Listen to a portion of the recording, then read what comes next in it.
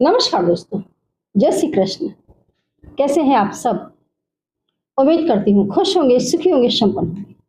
जो भी हमारे व्यूवर्स हैं, सब्सक्राइबर्स हैं, दुनिया में जहाँ भी है हमेशा खुश रहे, सुखी रहे और संपन्न रहे। दोस्तों, आज है शनिवार और आज निकलेगा नवमी का श्राद्ध। नवमी का श्राद्ध महत्वपूर्ण माना जाता है। जैसे नवमी का श्राद्ध है, सप्तमी का श्राद्ध है और अमावस का श्राद्ध।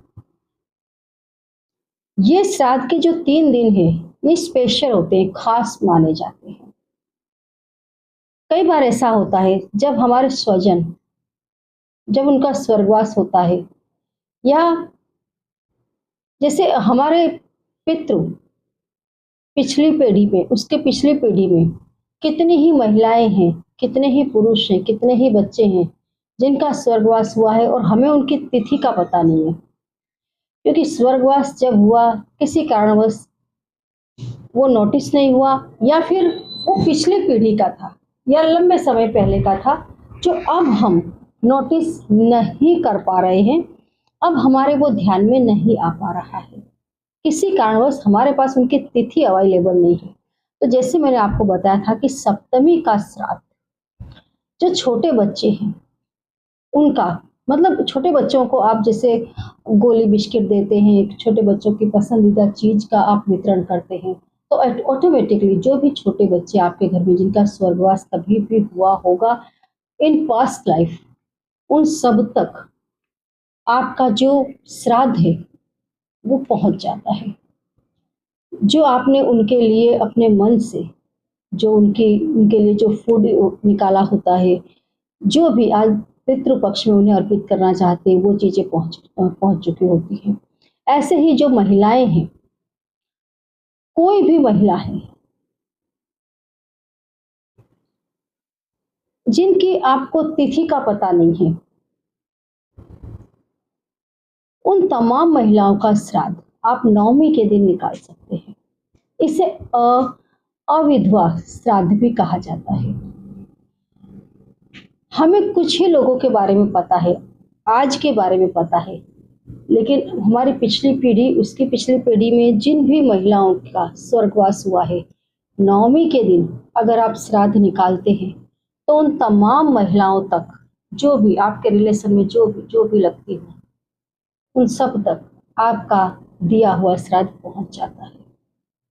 तो नवम का जो श्राद्ध है ये बहुत महत्वपूर्ण माना जाता है। सप्तमी का श्राद्ध महत्वपूर्ण माना जाता है। ऐसे अमावस्या का श्राद्ध, चाहे लेडीज हो, चाहे जेंट्स हो, बच्चे हो, कोई भी हो, सर्व पितृ अमावस कहा जाता है।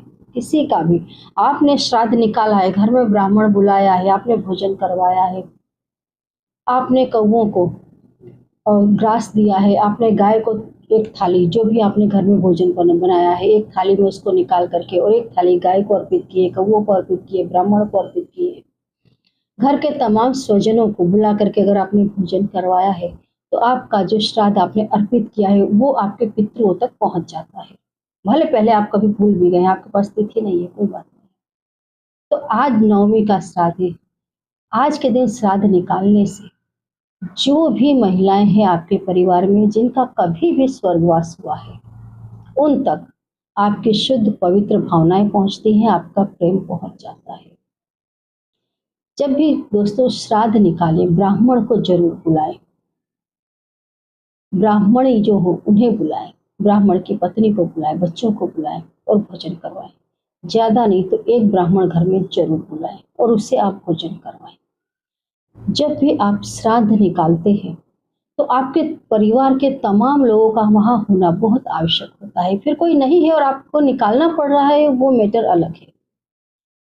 लेकिन श्राद्ध में अगर आपका पूरा परिवार इकट्ठा होता है, तो आप जब श्राद्ध निकालते हैं तो जिस व्यक्ति का श्राद्ध निकाला जाता है उसकी आत्मा को शांति मिलती है। वो बहुत खुश होता है कि हाँ, उसके श्राद्ध में उसकी जब थाली निकाली जा रही है तो परिवार के तमाम लोग इकट्ठा हैं। तो जितना ज्यादा हो सके परिवार के तमाम मेंबर्स को आप बुलाएं और उसके बाद ही आप श्राद्ध निकालें, तो आपके द्वारा निकाला गया श्राद्ध जल्दी फलित होता है, पूर्वजों तक आसानी से पहुंचता है।